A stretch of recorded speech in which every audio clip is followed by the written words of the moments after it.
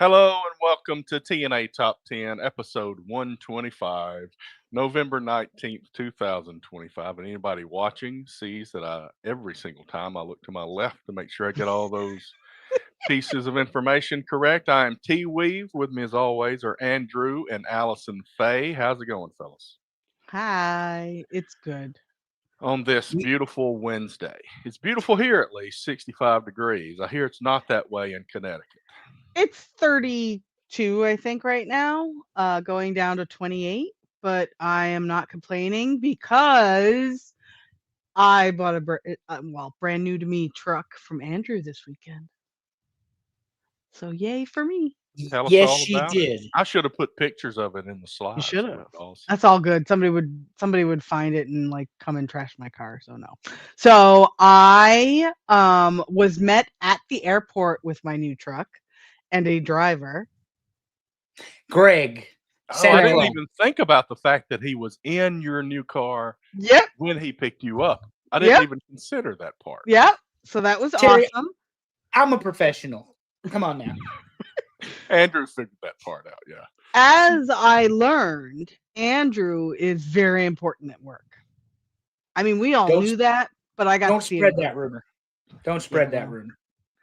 Hey, you've got What Allison meant to say is until we closed the door, we kept getting interrupted. So I had to treat her like a real customer and be like, shut the door. Now everybody will leave us the hell alone for 40 minutes so we can get this done. So we are Yeah. coming to you on a Wednesday, which is something we don't normally do. And I'm Not anymore. We've been This- on Sundays. this middle of the week show stuff is for the other shows. Y'all can have it back after this week. yes, agreed. Ugh, I need it on the weekend. That's a lot easier for me. My brain is in overload, so yeah. So let's talk about what we're going to discuss tonight. Our usuals, we've got college football. Since baseball season's over, no more about that unless something big comes up. We continue our villain series with our sci-fi villains, but before that, we will discuss a couple of upcoming pay-per-views, one in WWE and one in AEW. Well, then before you get going, because you skip baseball altogether, Aaron Judge is like death and taxes, Terry. He is inevitable. And once again, the MVP of the American League.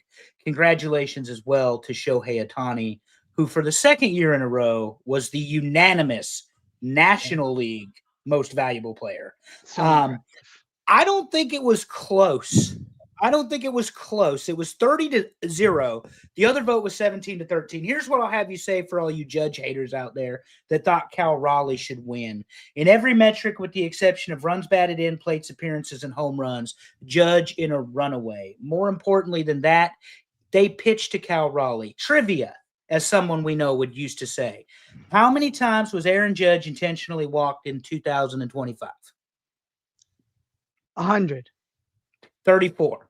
Do Oh. either of you know who or what team was most responsible for those walks? 17, by the way. The Dodgers. The Toronto Blue Jays and John Schneider. So they are not Oh, he's hot. going to face Aaron Judge, which is the point I'm getting to. This is the point I'm getting to, is that they did not intentionally walk Cal Raleigh 34 times to avoid him. Judge in the lineup is such a difference for the Yankees, and that is why he was your 2025 MVP. A switch-hitting catcher with 60 home runs is an amazing accomplishment. It is. But in a world where Aaron Judge exists, it's just an amazing accomplishment. Which Judge does in and out every day is all of us getting the privilege and the honor of watching one of the greatest generational talents of all time play the game. And it's not just because he plays for the Yankees.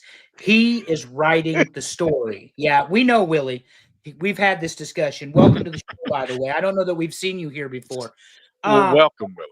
Thank you. But Aaron Judge is writing the story as one of the generational talents. And let's not forget the greatest right-handed batter in the history of baseball at 33 years old.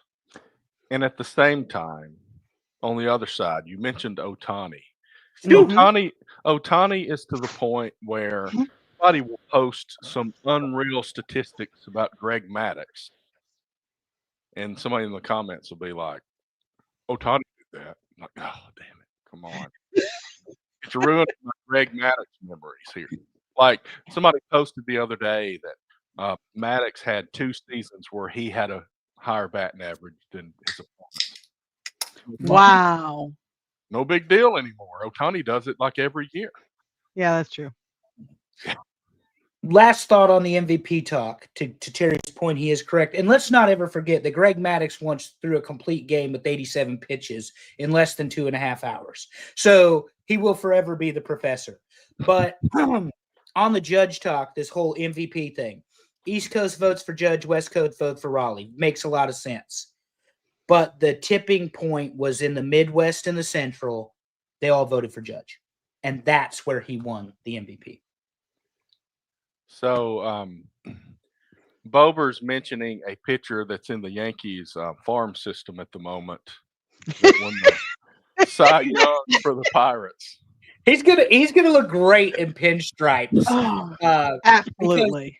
Rumor and innuendo from somebody who apparently was a quote reliable source inside of baseball, and you thought we had no baseball to talk about, Terry, is that Paul Skeens wants to play for the Yankees. Let me ask you guys, who doesn't want to play for the Yankees? They're not the Mets. This is the standard. This is the face. This is Hulkamania of baseball. This is WWE. When you think of professional wrestling, you think of those things. When you think of baseball, you think of the Yankees. And it's just the way it is. But now we have like 90 days before anything really matters. Although they did overpay Trent Grisham this week, which is gross. $22 million for an outfielder who is inconsistent, great defender, but we have too many outfielders already. And what does that tell you? What does that say to Cody Bellinger, who should be your number one target in the free season market or They'll free just agent give him market? money too. I mean, they got it. The thing is, they want to stay below $300 million, and that's not Right. really possible when you blow $22 million on a $15 million baseball player. 1 year contract. 1 year contract. 1 Because you're year. afraid he was going to get locked up Crazy. somewhere else. Whatever. Anyway, Aaron Judge wins again. And as long as he plays baseball, he will be in the MVP conversation. And there is just nothing that anybody can do about it. Like death and like taxes and like the coming out of our new president or current president. Anyway. Inevitable. Oh, blame AI, Terry. I've had a lot of fun with the reels. Yeah. So let's go ahead and dive into football. We even though we are You mean never mind, wrestling? we're not diving, we're talking Wrestling. wrestling. Sorry. See, I don't even know what's on my own slides that I put together. Middle of the week, I'm tired. I have a way of Work. derailing people, so you can blame me. It's fine. That's okay. I got slides telling me exactly what it is. But okay, so let's talk about Full Gear first. Coming up Let's. Saturday, and of course, there's a long list of championship title matches because that's what we get from AEW. So, Oh, and don't forget, you got 3 hours of the shitty wrestling tonight because they keep getting preempted by their own network. But go ahead. oh, we are on Wednesday night, aren't we? Yeah. Okay. Yes. And they got 3 hours. I'm not even kidding. 3 hours of Dynamite tonight. So let me just run them down real quick. We can talk about what we want to. We don't have to really discuss all of them. So we got Hangman and Samoa Joe for the World Championship. We got Statlander versus Mercedes for the Women's World Championship. Brodito and FTR for the Tag Team titles. Kyle Fletcher and Mark Briscoe for the TNT Championship and a no DQ. The Casino Gauntlet for the new National Championship. What I've seen is Lashley, Ricochet, Shelton Benjamin, Speedball, Kevin Knight, and just others was what I And saw. just others. Yeah, I mean it's AEW. The description is so and so, and others, right? Darby checks Allin out. versus Pac, which I don't know. I have not watched lately. Maybe there's some significance to that, but I'm not seeing it. They're I gonna can kill fill each you other. in on that. There's a lot of They're significance. gonna kill each other. You're correct. There's gonna be a lot of blood, and they're gonna kill each other. There you go. Now you know. Well, it's good. Well, Amy went ahead and got her yummy out because Yep. I did not mention Cincinnati and the football stuff. I started to, Yeah, I but I'm know. like, no. So then Last we got week- a $1 million trios match. This is the Which is last stupid. one. Omega and Jurassic Express versus Josh Alexander and the Young That's Okay. stupid. The $1 million stipulation is stupid. But why Pac versus Darby matters, Terry, as we talked about the War Games or the Blood and Guts and how there is some. Yeah, Terry loves multi-man matches. AEW, we're the best multi-man and the worst wrestle. But anyway, Well, at least it's in November. I'm a little bit more accepting of huge teams versus huge teams in November. I'll just say it that way. They're he's a taking advantage of traditionalist. it. Yeah. Exactly. So last week during Blood and Guts, the way they got Darby out of the match is they had Pac take him to the top of the entranceway, overhead press him onto 2 tables. Oh, and did I mention the said tables were on fire? Right. And they drug him up to the entranceway with a belt around his neck to get him Yeah. there. Because murder is still not professional wrestling. But anyway, attempted murder isn't either. So Terry, what is on your mind concerning the card? Let's say this is going to be this Saturday. You know, This I might actually watch this, honestly. Normally I'm busy. I've got soccer or something, but this Saturday, since we don't record Sunday, I'm pretty free and we play soccer on Nice. Sunday. I'm going to watch this. You know, this to me, the Casino Gauntlet for the national championship, the new AEW national championship. Don't get that confused by national championships that we've known in the past. This is not that. That match, I'm not really all that interested because the names that I see are just the guys they try to get in the ring every pay-per-view. Mhm. I don't see anybody there unless part of the more is like somebody out of nowhere. Somebody new. Yeah. Yeah. Hangman Samoa Joe, that might be pretty good. Didn't we see it FTR? already? Yes, but this one's a return in a cage match. That's something Okay, Terry so- may not have. okay. Oh, I didn't. Well, Chat GPT didn't tell me all this. Yeah, it's a steel That's what I cage thought. match. Okay, that's gonna be good. Lots of blood. I'm not Well, really all yeah. that interested in Fletcher versus Briscoe, even though it's a non-DQ. I don't. Fletcher am. versus Briscoe for the billionth time. But those I'll watch two, for whatever reason, they've got really, really good chemistry. I'm just not the biggest Mark Briscoe fan in the world. I'm not going to lie about it. He's not for me. But I think Kyle Fletcher definitely has a huge upside in wrestling Yeah. and needs to get away from Don Callis and the Don Callis family. And the Don Callis family, by the way, is very problematic in its structure because you have Okada, you have Takeshita, you have Fletcher. These are the big guns, and then you put them with the biggest jobbers in the company, Brian Cage and Lance Hoyt. And I mean physically the biggest jobbers in the company. These guys are awful. They're not good wrestlers either. And they stand around with their thumb up their ass waiting for their spot to get called, and it's embarrassing. It's not professional wrestling. I disagree. anyway. I'm a big fan of Lance, so Yeah, you can be a big fan of Lance in 2019. This is 2025, and he is absolute garbage. Garbage. And he's been booked as such.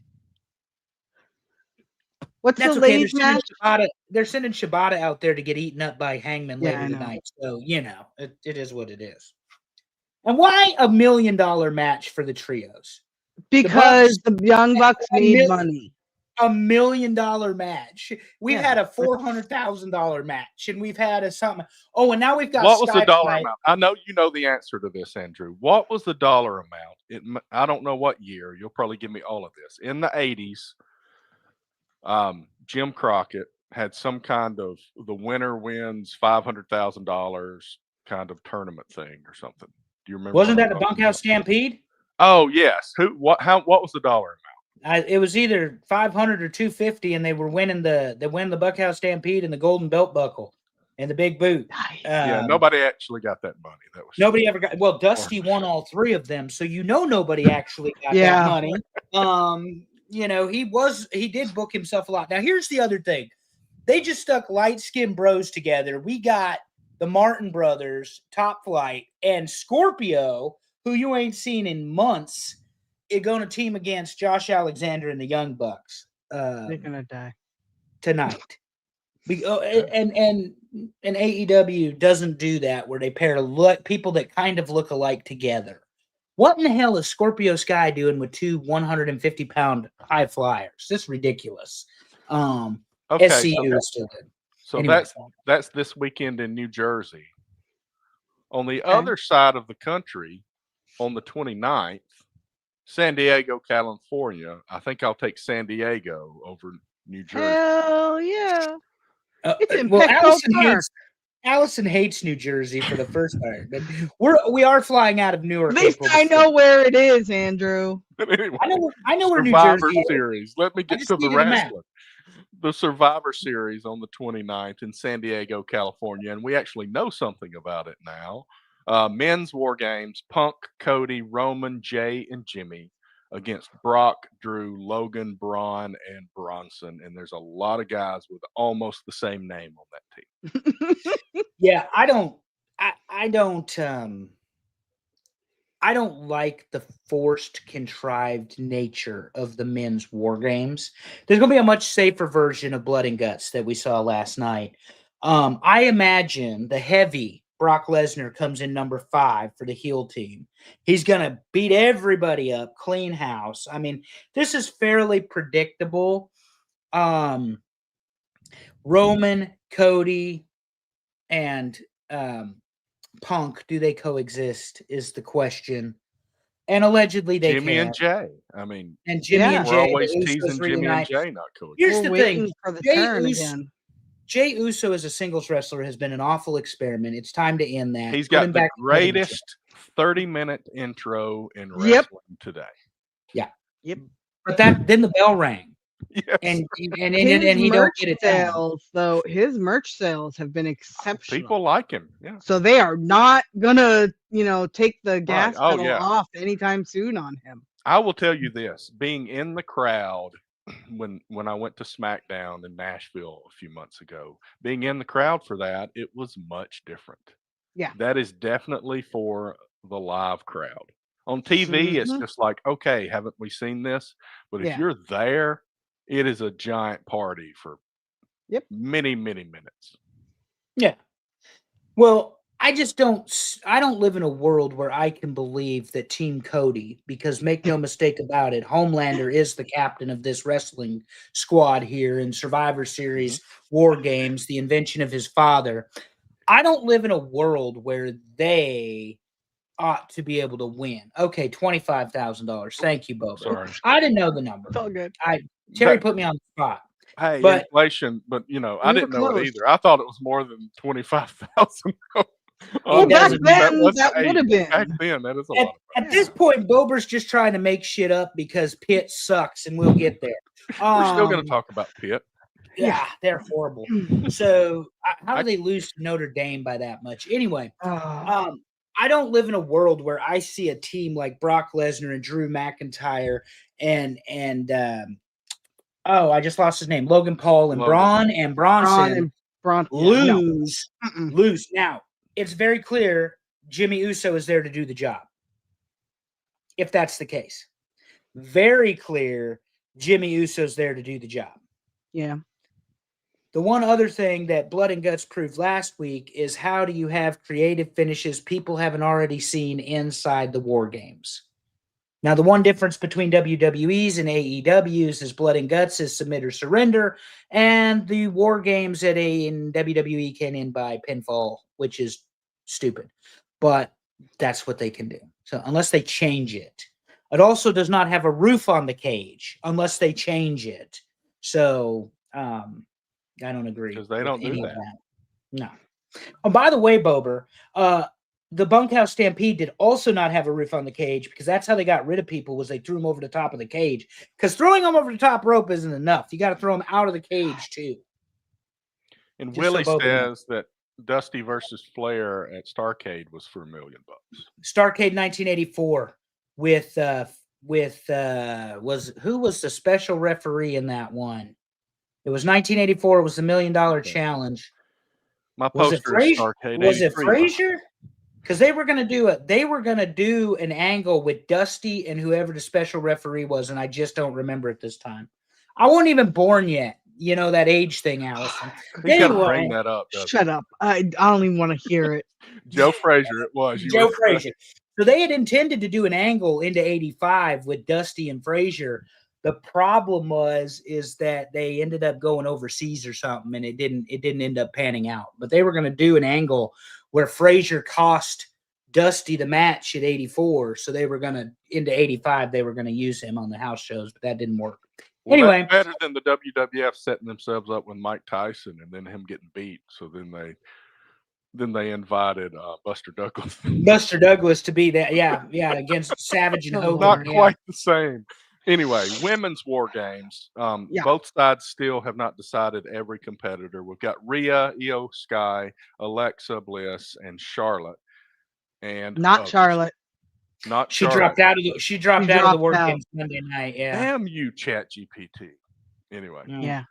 against Nia, Lash Legend, Asuka, and Kyrie, and others. So, okay, scratch Charlotte off of that.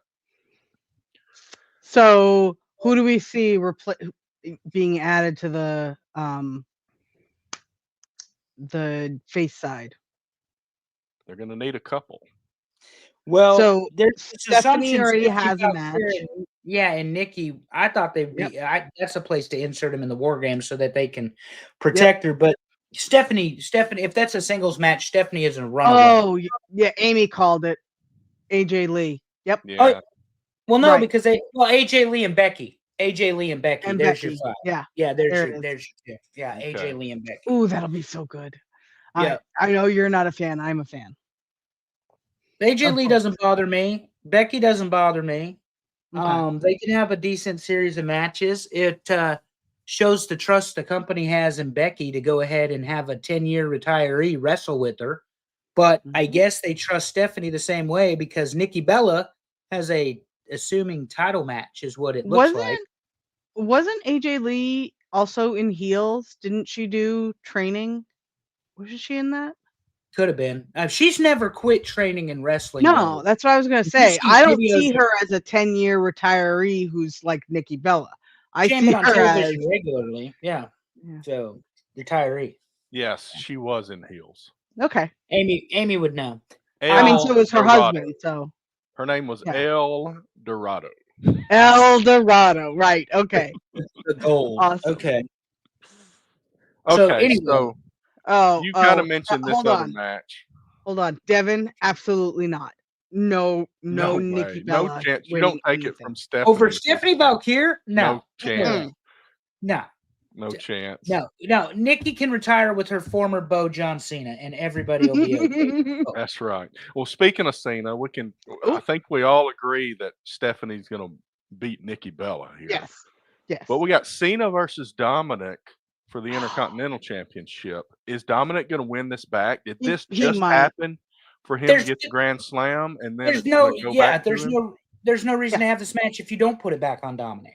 Well, Agreed. unless whoever wins this tournament is going to be the new Intercontinental Champion by beating John Cena at Saturday night's main event. That's the only. Oh, Yeah, there's just no reason to. okay, that's a good point. No, he's right. Terry's right there. But there's no reason for you to have taken the title off of Dom to not put it back on Dom. Yeah. Dom beating Cena for the Intercontinental title, even by crook, and even with the help of whoever is in this tournament Mhm. and wants to end John Cena, that's fine because John Cena is not going out counting the lights. He will win his last match. He Really? doesn't have to win the Survivor Series. Interesting. Oh, it That's needs to be in the actually blue not- cage, damn it. The blue They're not- cage. They're not sending Cena out a loser. And let's That's ask the a good chat. point. They can all get in on this. Do you send John Cena out, face of the company, generational talent, took the company to next levels that Roman picked up and ran with, following Stone Cold and The Rock? Do you send him out counting the lights, or do you go ahead and let him have the win? My view is they're going to let him have the win. And it doesn't matter if he wins or loses. They haven't built a meaningful story one way or the other. So if you're going to have Cena be his last match, let him get his hand raised. Because it doesn't matter. They fucked this from the beginning of the year, and it's finally over. And that's the sad thing, is it's finally over. But then we've got a 16-man tournament. And this is where I have a little Yeah. problem with the storyline. I We got a agree, 16-man Terry. tournament just to lose to Cena for Yeah. nothing. at that point. So I don't want to see Gunther in the last match. It makes zero sense Me to me. neither. There's Me zero neither. story. So I'd be okay with I'll be AJ honest. Styles and say I'm handing over the retirement path to Absolutely. you now. Yep. I don't see. I'm still rooting for R-Truth, so I don't care. But I don't see a reason for Cena to win because he's already had a year. Like he's had a great year. I don't see the need for him. Yeah, I don't. I don't I know. mean, the best match he's had. We got some. We got AJ, and unfortunately, they won't run it back. Yeah, well, that's true. You're right yeah, about we've they've got already done the books AJ for match. Gunther, LA Knight. Yeah. What is everyone's infatuation with LA Knight? Dad thinks it's going to be a surprise entrance. Is he good? No. LA I have Knight's not. friends that he's like their favorite wrestler. No, but I don't get it. I don't get him. He is a wannabe Stone Cold Rock Combo, and that's all he is. Even to his finisher. Stone Cold Rock. So you're saying somebody told AI, here's a picture of Stone Cold, here's a picture of The Rock. Put 'em together. And then At that's least LA the Knight. shtick. Yeah, Yes. because he can't. He hasn't had You an put a original little bit of thought. Timu in there. Is that what you're Yeah, saying? he hasn't had an original thought in his entire career. So, I don't even know that you'd blame the Chinese for this creation. So, anyway, they do quality work over there in their sweatshops. All right, I think that's enough wrestling. Yeah, I was going to say, any final thoughts on either of these? I'm not going to Dave and Buster's. I will purchase this right here this weekend and watch it at home. So I'm going to hate watch it because it's what I do. But I will say this, and Allison and I actually agree on this about AEW. Their week-to-week shows, generally speaking, are bad. They go way too far inside of their matches, but largely these extremely long, used to be once a quarter, now they're once every 3.5 weeks, pay-per-views do deliver. So typically speaking, they are worth. Oh, it's CM Punk hands down. Like LA Knight isn't even on my radar. I hate Ober. So Ober just asked those listening, who I hate more, CM Punk or LA Knight. It's CM Punk, and it's not close. And we don't call him CM Punk. That's Saudi Phil, for those of you playing along at home. Saudi Phil, Saudi Phil, as in Phil Brooks. So, anywho, but Full Gear will largely deliver. They've got great match ups. Yeah. I hate the fact Mercedes Moné is about to win the women's title because she's been on that run. Samoa Joe should walk away with the world championship because he's Samoa Joe, but I don't see that happening. This $1 million thing is a way to put the Bucks and Kenny back together. And maybe a double turn with Jurassic Express or something. I don't know. But at least it will be good. Now, there will be no follow-up on the following show because AEW doesn't know what that is. We had Blood and Guts last week, and yet the Bucks are here wrestling a 6-man. And they weren't in Blood and Guts, but the whole Don Callis family involvement with Mark Briscoe and blah blah blah. No spoilers. I'm not watching. They missed the Meltzer driver again. They are 0-1 billion for hitting their finishing move since getting into AEW. The Young Bucks need to stop with that move. Anyway, it'll be fine. I cringe paying $50 for it, but I will, mostly so I can criticize it later on this show the next week. And then, of course, Survivor Series is free for those of us with the ESPN app. So yeah, so final thought on wrestling from me before we move on to football, and I'm pretty sure it's football next. And this is a dad joke warning before this comes out of my mouth. It's worth the money for the app, so I can see if Punk Saudi Phil sees his shadow. Let's go. My God. Oh my God. He's going to see Brock Lesnar standing over top of him, but okay. I'll give you that one, Dad. All right. So week 12 in college football. It happened last weekend. Let's talk about what happened. Here's a few scores. You'll notice that all the Big Ten teams handled business. All the top Big Ten teams handled business this weekend, so we didn't really have to dig into their games. Notre Dame handled Pitt 37-15. UCF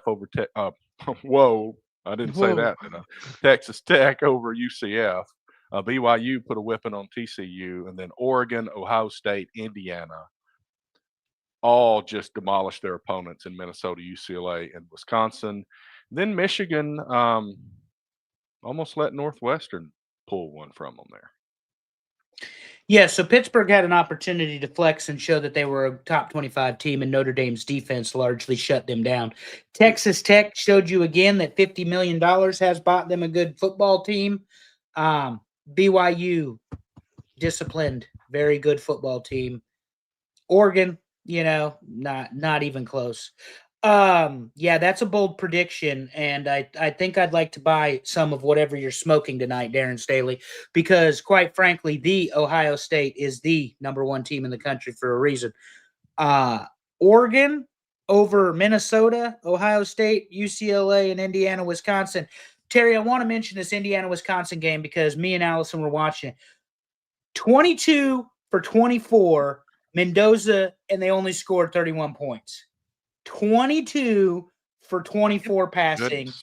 and they only scored 31 points against a very bad Wisconsin team. And Michigan, again, playing by shoestrings. Northwestern was up for the game and just didn't have enough in the gas tank.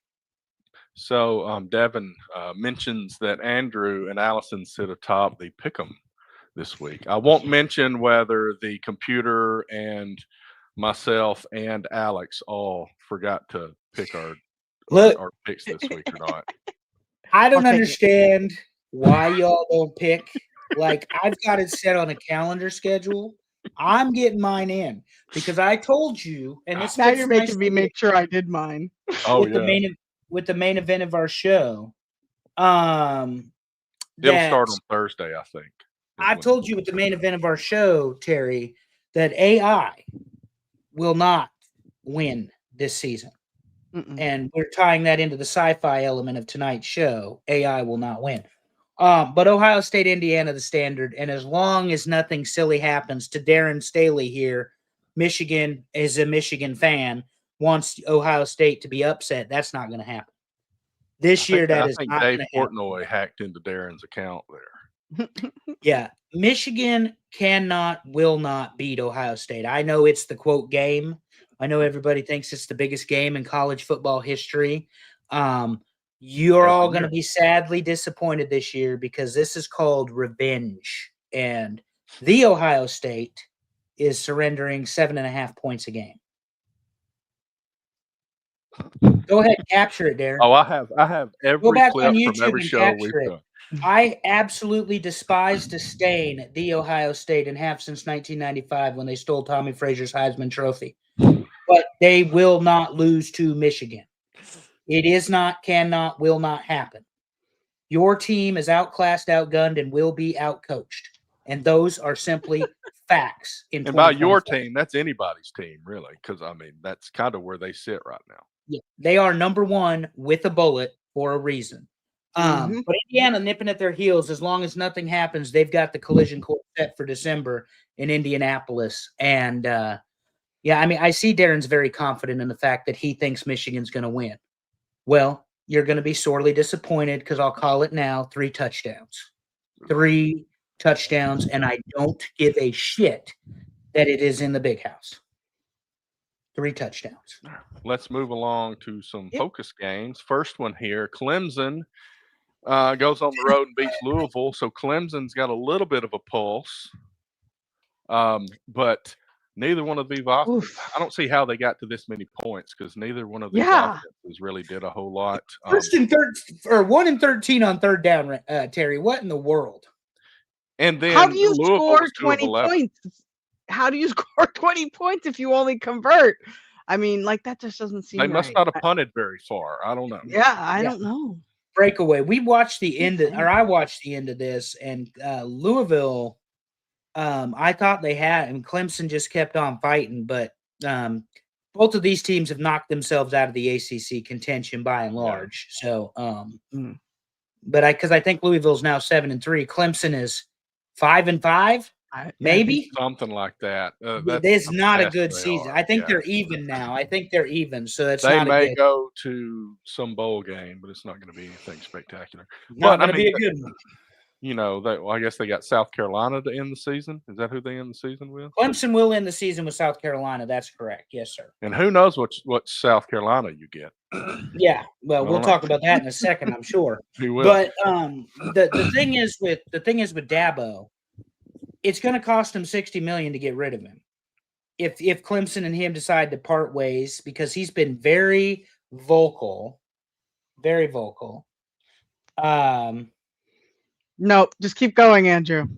I saw what he said. Yeah. I know. I'm not even going to dignify that with a response. But Just keep anyway, I don't know that Dabo. I mean, I don't think Dabo leaves. He's an institution. He is. Just He'll an be there. institution. Yeah.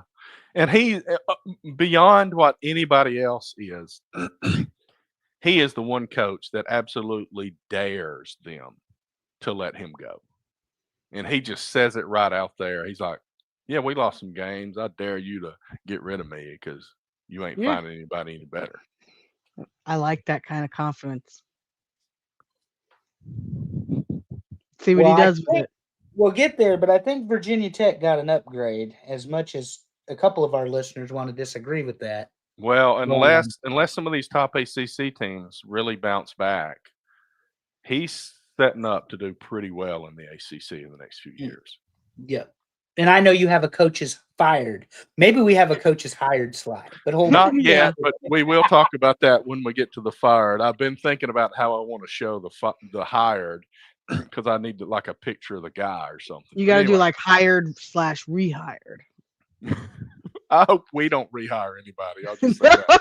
Anyway, Iowa went to USC this weekend, and USC wins 26-21. How do you say his name? The quarterback. Maivia. Maivia.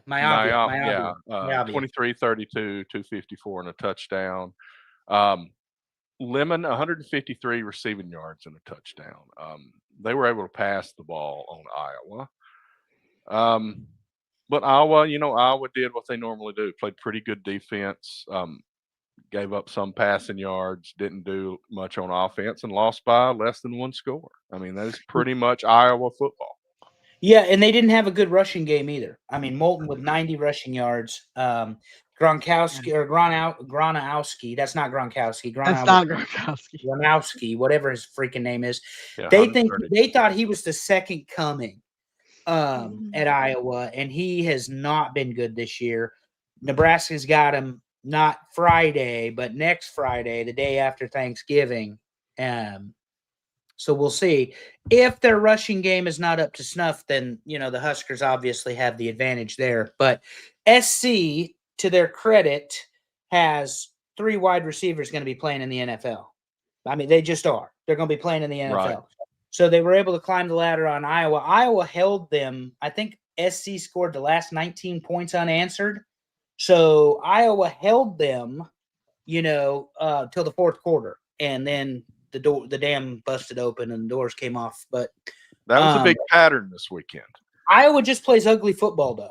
They do not. If you want to see a pretty football game, like something that comes out of a video game or a commercial, don't watch an Iowa football game because they're going to grind you out. We're going to get to third down. We're going to punt. Don't grind you out. It's just ugly football. And SC likes to get out there in space, move, stretch the field, and they successfully did it. But it took them a while to get going. Although you see that Maivia didn't make any mistakes. 23 out of 32, 254. Pretty good day against Iowa's defense, which is always going to be good. But Iowa is the definition of consistently mediocre. And I mean, they're going to win 8, 9, even 10 games, but they are never going to challenge anybody beyond that. They haven't been to a big time bowl game since the Capital One Bowl. And they were always that team that was going to knock off Ohio State, or they were going to knock off Michigan, or they were going to beat the guys they weren't supposed to beat. But again, Nebraska's 1-9 against them. So what the hell do I know anyway? But a lot of one possession games there, and it is what it is. Oh, I know Alright. one possession games. We've lost 5 of them this year. Oh, scary. Welcome to the club. Mm. It's sad. It's sad too. Oh my! All right, so And let's now move on to the Allison- SEC. We got a few SEC games because everything was close in the SEC this Lane. weekend. Lane. Allison watched this one. I did. You should have No. seen. She Did we? yeah, we watched this one at Oh yeah, because a while ago. Yeah. Yep. Because you had to be there. But anyway, So yeah, so Those- Florida's scoreless in the second half and loses 34-24 to Ole Miss. And Lacey rushes for 224 and 3 touchdowns for Ole Miss. that A offensive beast. line getting it done, pushing the defenders out of the way, Terry. I got to be honest with you. Ole Miss being down 24-21 at half, Lane probably went into that locker room fired up because he was all Mhm. over everybody's ass before halftime. Mhm. The referees, the players, his coaches. I mean, he was channeling his inner Nick Saban, and he was letting everybody hold it. And the announcer asked him, or the interviewer says, "Well, what's happening?" Like, he said, "I just wish something would go right," and that was his answer. Oh, And then man. everything went right for them, in the fourth quarter or the second half, anyway. Yeah, So, there were a lot of huge second halves for top teams this week. well, and A if you lot. control the ball like that, and you know this, Oh, Terry, yeah. if you control the ball like that, run the ball, you don't even have to score. You're just Right. eating up clock, and then you bury them, and then they can't get a third down conversion, and you've got the ball again. I mean, at that point, Ole Miss is just running their offense, and Lane's not even calling passes. He's just letting them run the ball, because I don't know how many touches Lacey had, but 224 is a good day work for anybody, and that is I what mean, it is. if you get 224 and 3 touchdowns from your running back, I'd like to see Mhm. how many times in the history of college football that ended up with a loss. Not many. Not many. Not Yeah, many. I would agree. Because you're going to lean on them. Absolutely. Well, let's go to this one. This is one everybody knows about. 30. South Carolina was up 30-3 at halftime, and A&M wins at 31-30. Reed throws for 439, 3 touchdowns, 2 interceptions. Concepcion 158 receiving with a touchdown. And another game where the team that was in the lead did not score in the second half. Yeah. Yeah. I said this to you guys before we started the show. I've said it on this show. Mike Elko, not a sexy hire. Not making a splash. Not somebody going to turn heads. But this was the right hire at Texas A&M. You're down 30-3 at home. And the other team should be chomping at the bit to put you to sleep. And Carolina did nothing in the second half of any significance whatsoever. A&M came out, played lockdown defense, score. And they just ran their offense, as you can see, 439 yards passing. To say they made some adjustments in the second half and started attacking the defense of the Carolina Gamecocks would be an understatement, I believe. So that is what it is. But I Yeah, and I believe mean, I when he texted got- you both at the end of this game because it was so, yeah. Yeah, Well, we were playing a soccer game in Memphis when it was halftime when we started, I think. So I tell one of the dads, Carolina's beating A&M 30-3, and we were shocked. And by our halftime, they had already started a huge comeback. yeah. Crazy. And I mean, they just rolled. And that's why I say good on A&M. They probably found their guy. A&M is solidly number 3 in the college football playoff, headed towards an SEC championship, barring anything crazy happening. Although they do have a game with Texas coming up. And I'm sure you have a game with Texas coming up here quick, Terry, but on the slides. But I mean, Yeah, Texas. I will say one last thing though. And you mentioned it a little bit. When he got hired at A&M, the only story we heard at that point was they're going to lose recruits. Yeah. And they started losing recruits. But to his credit, he got some of those guys back. And he got some of his own recruits. And he knows how to coach football. And they're winning football games. Yeah. And it's crazy because we've talked about A&M being the Mets of the SEC. And that to me means go after a big name like Jimbo Fisher. The fact that they had the guts with the money they have to go get Mike Elko, that's huge, and they're going to benefit from it. Yep. Yeah, A&M's going to be a 9, 10, 11 win team for a very long time. And I'm saying that's their floor. That's going to be their floor because of the way this guy coaches. And when you pair that, Terry, and I know that you hate hearing this as an Auburn We guy, need somebody to suck. but as an Auburn guy, I know you hate hearing it, but you pair that with the resources that Texas A&M is willing to pay, these guys will buy a national championship. Short of the Oregon guy, the Nike guy, who's what, 85 now, said, I will give you whatever you need to bring a national championship back to Oregon. They haven't said that at A&M yet, but you know that's how they feel, that they will do just about anything. But anyway. All right, let's go to the next one. The third game, Texas at Georgia. And you know what? Woo-hoo. Georgia is just, Texas comes in, does very well in the SEC, but not against Georgia. Georgia is putting it to them every chance they get. And Texas is going to be very glad next year when they don't have to play Georgia in the regular season. So the key point in this game, we were watching it. The key point in this game, Georgia scores a touchdown. And Kirby Smart calls an onside kick. Mhm. He's not behind. Georgia's not down, but he calls an onside kick. Step on their throat. Yeah, and it was like Saban calling the fake punt in the national championship game that took all the air out of Clemson. This did the exact same thing out of Texas. Like they had no one on the hands ready for that onside kick, and they kicked the onside kick. It was executed perfectly. You got the big hop, you got the recovery, and Georgia just pounds the ball, and right into the end zone they go again. So they stole the possession and, genuinely speaking, broke the back of the Texas Longhorns. I mean, they took any momentum Texas thought they had because it was a fairly close game. Yeah. But that was ultimately the turning point. And then you know what Georgia does. In the fourth quarter, Kirby, no pun intended, turns the dogs loose, and Arch Manning starts running for his damn life because here comes that Georgia pass rush. Oh yeah, and it's 21-0. They play Georgia football, and they just Texas couldn't run the ball, and they could not convert a third down. No. That combination is not going to get you much. No, and like I said, they 100%. He turned those dogs, like I say, turned the dogs loose, and Georgia has not had that aggressive, attacking, blitzing defense since they won those couple national championship games. But he opened up the playbook against Texas, and that's why they're 2-12 on third down. Like Arch Manning could not get out of his own way Saturday night. it must be that young coach for Georgia there.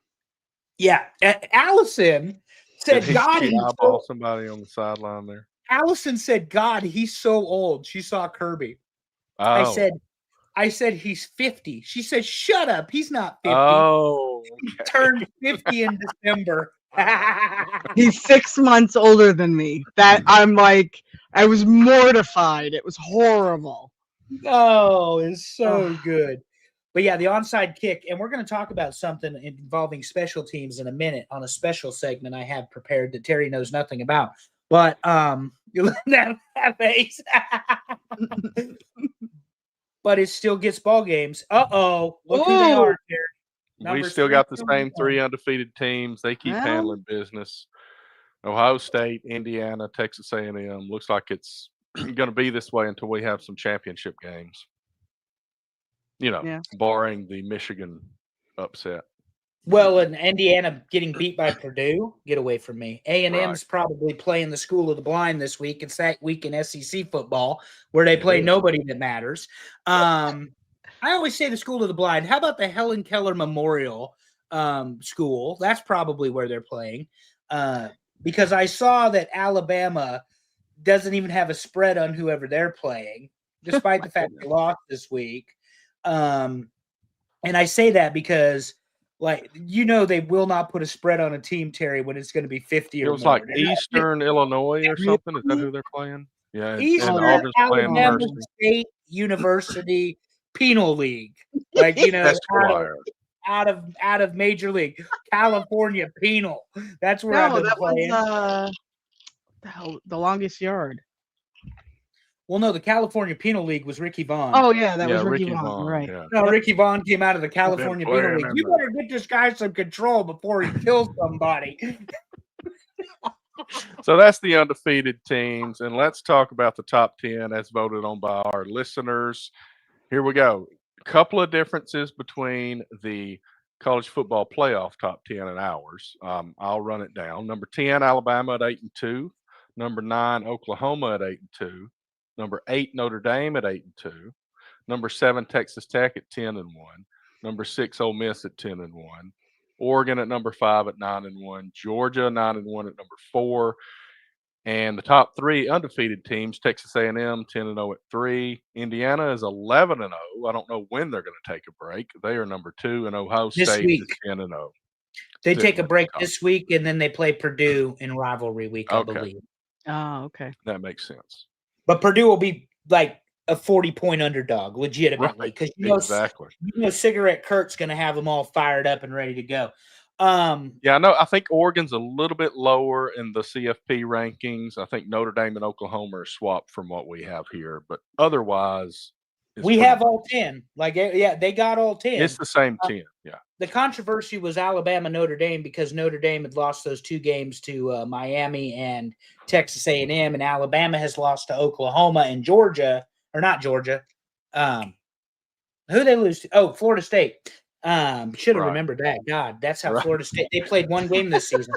Yeah, we act like those games early in the season don't matter. Right? It's just a conference. Yeah, But I've exactly. been watching Paul Feinbaum, and trust me, there's a lot of folks calling in suggesting that the SEC leaves the CFP and that they just make their own league and blah blah blah because Notre Dame was ranked ahead of Alabama.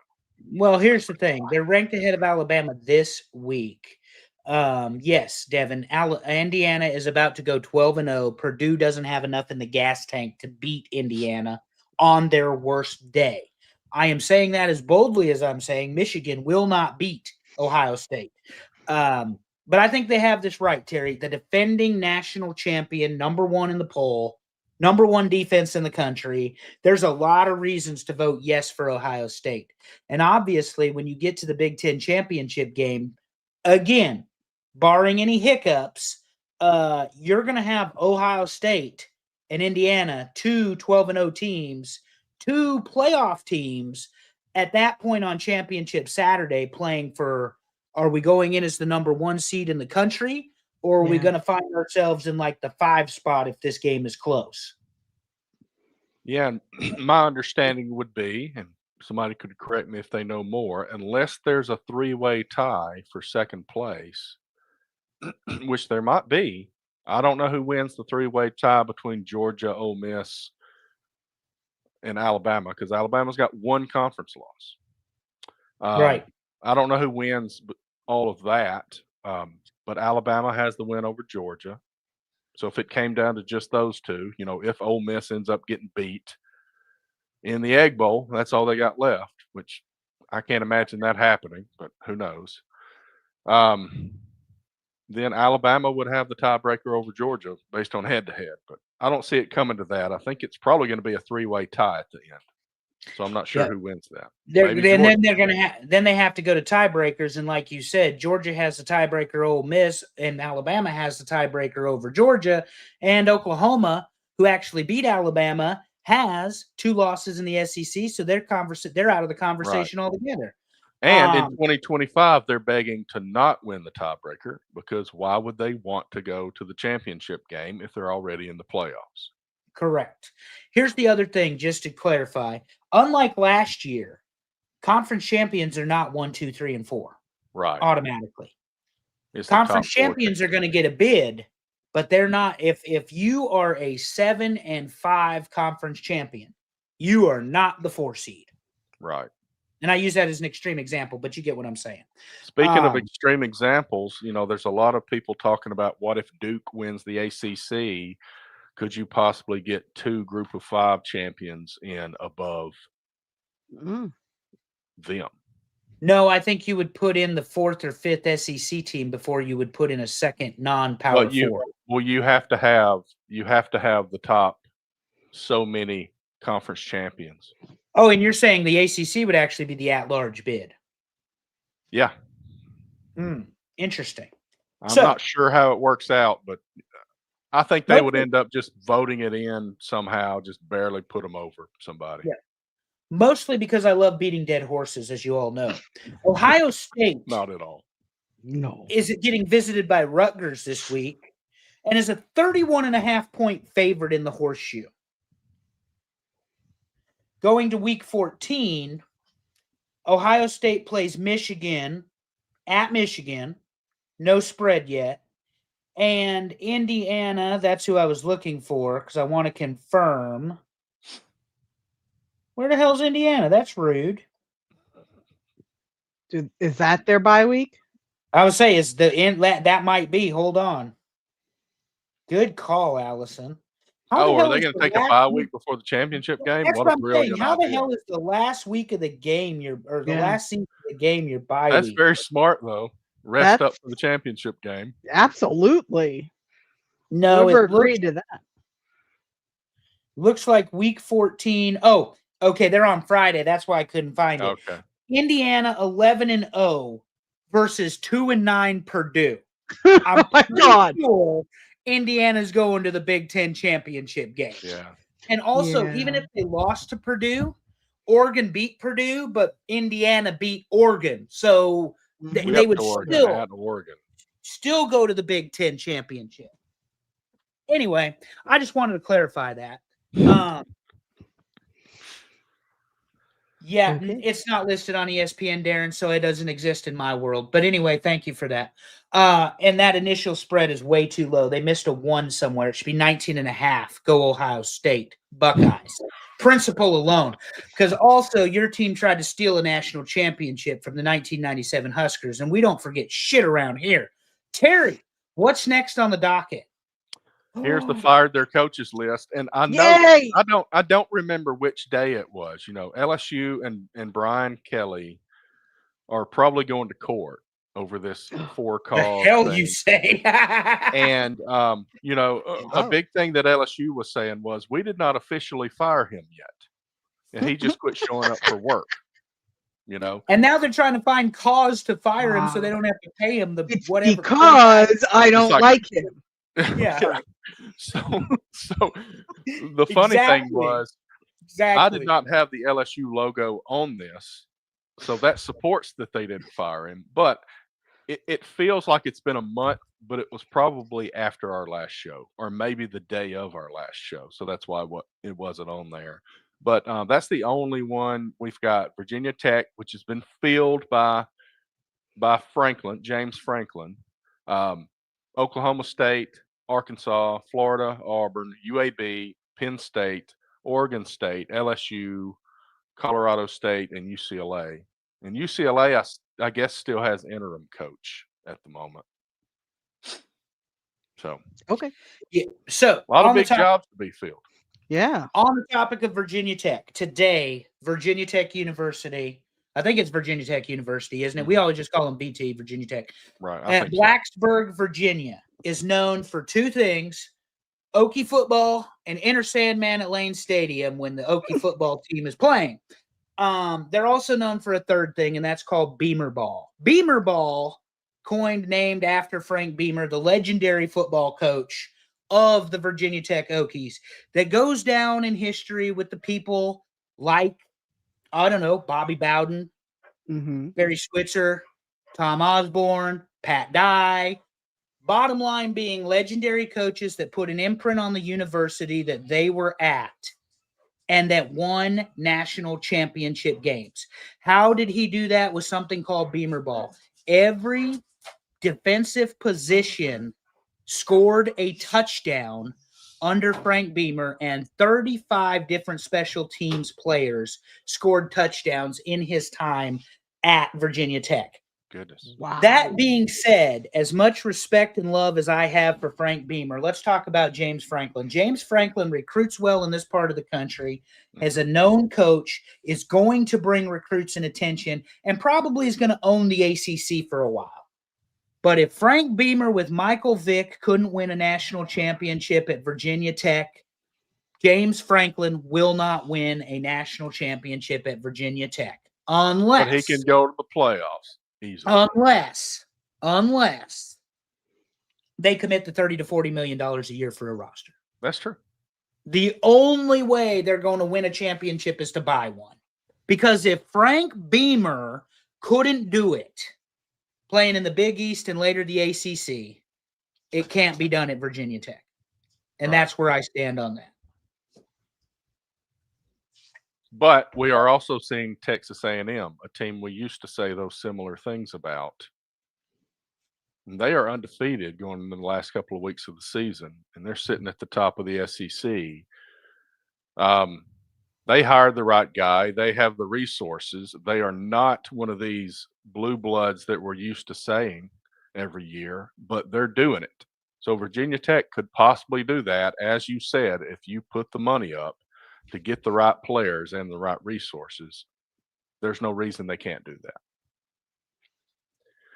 All right, let's move along from the fired coaches. And I will have some kind of hired coaches graphic for when we have more of these. Sorry about Let's that. The dog wanted her bone, and she was getting awfully close to the cord that has the right here. She gets what she wants. We know. Yes. Bo she gets does what not she- believe in Franklin at Virginia Tech being a winning program. Well, here's the Big thing, though, shock. Bober. The ACC is a dumpster fire. You're about to fire the coach at Florida State. The coach at North Carolina is a joke. The coach at North Carolina State University is about to retire. Duke has a decent coach, but is a basketball school. Virginia is having a season of their lifetime. Miami can't get out of their own way. Do I need to go on? No. Virginia Tech will be the team to beat. That's all I'm saying. They will be the team to beat. To Terry's point, they'll make the playoffs and they'll win ACC championships. Yeah. And they've No, even I mean, said it really is time for the big teams in the ACC, the teams that we're used to winning. You know, Miami did this year as we're used to Miami doing. They look very good, and then they, about 2/3 of the way through the season, they slip up. And Florida State and Clemson are sitting there as the two teams that have dominated this league for years, and they're not doing it right now. They need to figure it out because he's going in. If they can't figure that out, then there's no reason Virginia Tech cannot be in that championship game every season. Yeah.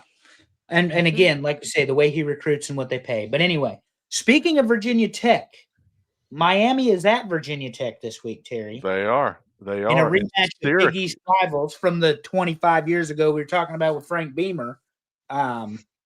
Right. And then a week after Notre Dame puts it on Bober's team, they're going to get Syracuse. So we got, I think everybody in the chat's going to get a chance to play Notre Dame. Auburn's going to Yeah. play Notre Dame a home and home. Auburn has never played Notre Dame. They got a home and home. I don't remember what seasons it is, but I plan to go to the away game at Notre Dame. Would that not be awesome? Auburn at That Notre would Dame. be South awesome. Bend? Yeah, South Yeah, Bend it is would be so great. Yes. So Miami at Virginia Tech, even with the news of Franklin's hiring, he's not there yet. Right. Miami is a better football team. It's hard for teams with coaches have just been fired to actually play up. I think that Miami handles business, even though it is in Blacksburg, even though they're going to rock to Inner Sandman and Lane State. This isn't going to be close. This is going to be multiple scores. And yes, Devin, I agree with that too. But Terry, you have any different thoughts on the Virginia Tech? Is it going to be No, close? I think Miami, like I said, I know they slipped up 2/3. I think they're going to finish strong and, not make the playoffs, but have a strong bowl win if their players play. You know, if you're not in the playoffs, you don't know who's going to play for you. So, That's true. when Yeah. the bowls come very up, true. who knows? But they've got a chance to really finish the season strong, and I think they will. Notre Dame, like Devin said, another whipping this week at home against Syracuse. Pitt at Georgia Tech could be a Yeah. pretty good game. That one could be fun. Yeah, on the Notre Dame versus Syracuse, if Syracuse had their quarterback, I'd give them a puncher's chance. But in South Bend, the way Marcus Freeman's team has been rolling as of late, no chance. Pitt at Georgia Tech. Georgia Tech might be slightly vulnerable, particularly if they look at the way that Pitt lost to Notre Dame. But make no mistake about it, that freshman quarterback can ball. And he can bounce back. However, he's probably playing arguably the number 1 or 2 quarterback in the country this week. It's going to be a quarterback game for sure. I take Georgia Tech by 10 based on the fact it's at Georgia Tech, and I would give Georgia Tech's quarterback the advantage over Pittsburgh. That's just me.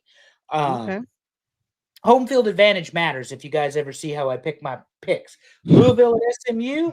Louisville coming off a close one. SMU has got back on track.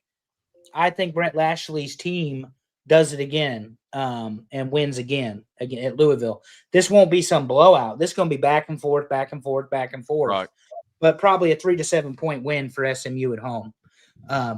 Don't know if you see that any differently or not, but that's where I'm at on them. No, I think it'll be a pretty good game. I think SMU, they are bouncing back, like you said. I think there was what I've noticed, when coaches start getting fired, there's names that are out there for coaches that might get hired. SMU extended Lashley, but in the meantime, they lost a game they should not have lost.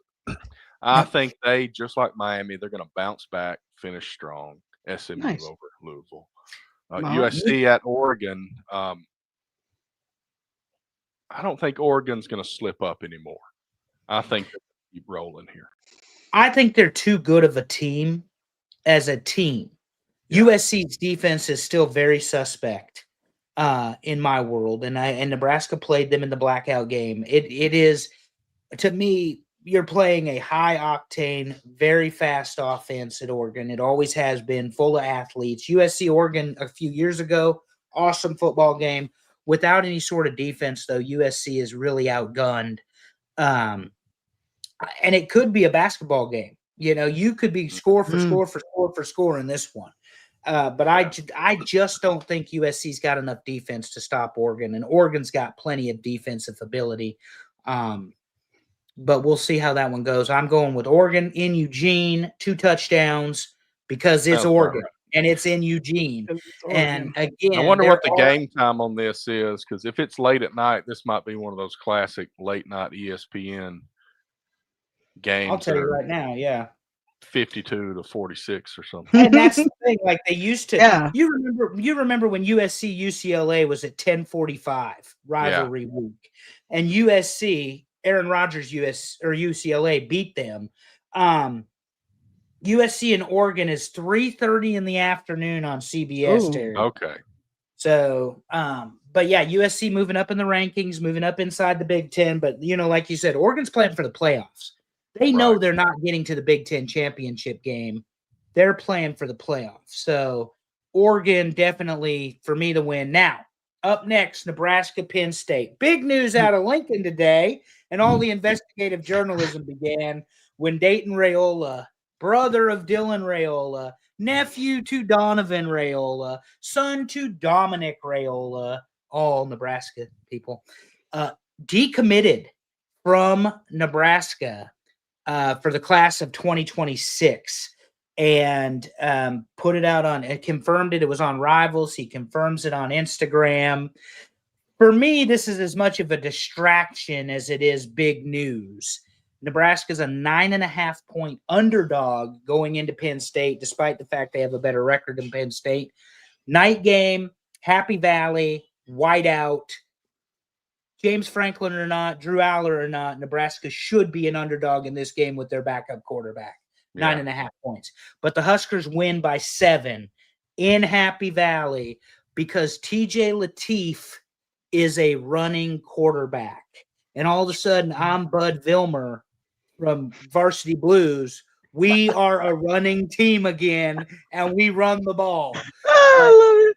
Everything that he does is run pass option. He went 13 for 15 against UCLA, but everything with the exception of 4 passes was an extension of the run game. Emmett Johnson, sorry, Darren, is the best running back in the Big Ten. He is number 8 on the Heisman watch right now. And yesterday, Dana Holgerson said, when number 21 wants the ball, we're going to feed number 21 and we're going to ride him. And I have the best blocking wide receivers and receiver room I have ever had. Do you know what that means? Translation, guys, we're going to run the ball. And then when Penn State sends the blitz or sends the run blitz to stop it, they're going to call a screen, and that's when Nebraska will burn Penn State. But they don't need to take that defensive line of Penn State lightly. It's a very good defense. It's a very disciplined defense. They found a couple of victories, but I'm taking the Huskers by 7. And that's just me. All right. It should be a good game, like you said. Even though Franklin's gone, Penn State's pretty good. They had a couple of weeks where they slipped up. I imagine they were already in talks of him getting canned at that point, and that really affects the team. Well, here's my thing, Terry. Franklin left, not the 5-star players. Right. Exactly. So Anyway. only a couple of noteworthy games in the SEC this week. I guess Kentucky's playing Vanderbilt. That might be closer than you expect it to be just because Kentucky has changed quarterbacks, and the quarterback they changed to is actually pretty dang good. So they might make a little bit of a game out of it against Vanderbilt. But we got Missouri at Oklahoma. I mean, Missouri's okay. They haven't really beaten anybody, so I don't think they're going to do much against Oklahoma. And then you got a game that sounds like a great game, might end up being a good game, but Tennessee at Florida, really another couple of teams that haven't really beaten anybody.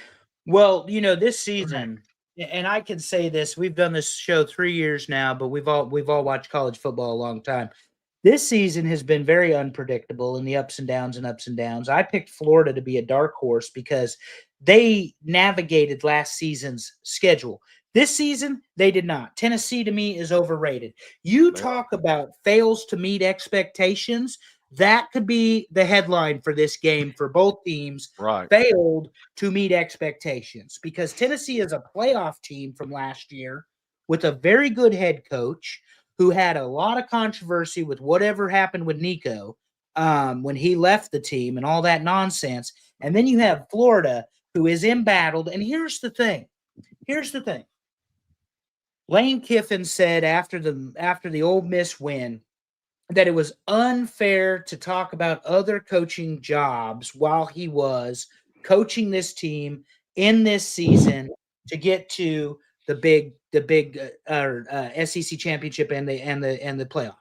You know what that is? That's coaches speak for I'm talking to other teams about other jobs. Ole Miss might run his ass out of town. And if they do, that's their fault. You stick someone like Lane Kiffin in Florida, and you've made a huge mistake. Huge mistake. But I don't know that anybody wants that job other than maybe Lane Kiffin because Steve Spurrier was one of his heroes. But in Florida, you talk about going into the frying pan, Terry. Jim McElwain. Well, being surrounded by 5 stars and 4 stars at your doorstep, that'll change some minds, though. Yeah, but recruiting here's the should not thing. be a problem there. Jim McElwain didn't have problems recruiting, won 11 games, got fired. What's his face? The DC for Saban for all those years. Help me out. Will Muschamp. Yeah. 11 wins, fired. Dan Mullen, 11 wins, fired. But every one of these coaches is arrogant. It's part of being a coach. Yeah. So they'll get it done where the other guys couldn't. But my point is, all those guys won 11 games, and it wasn't good enough in Gainesville. Because ain't none of them Steve Spurrier that won. I mean, the same thing that got all these rumors about Alabama getting rid of DeBoer. Number 10, going to make it to the playoffs, and you got people calling for his head. it's the crazies. You know, everybody's got their crazies, but Mhm. Alabama's Yeah. got some standards, and they're yeah. But the other thing is in the modern era, coaching has changed so much that Florida needs their Mike Elko moment, and I don't know that they're going to get it. If they're going for a big name, Lane Kiffin's going to be the biggest one out there. Yeah, But Ole Miss would make a huge mistake letting him get away. absolutely. They got to do whatever they can. Because there's no offense to your coach, because he was good when he was at Ole Miss. But actually, both of your coaches came from Ole Miss, didn't they? Which other Didn't- coach? Talking about Tuberville? Tuberville and Oh the yeah, one so that just got Tuberville. Here's an interesting trivia answer. So Terry Bowden, the year that he got fired by Auburn, won one SEC game, and that was against Ole Miss, coached by Tommy Tuberville. Then they fired Bowden and hired Tuberville. Yeah.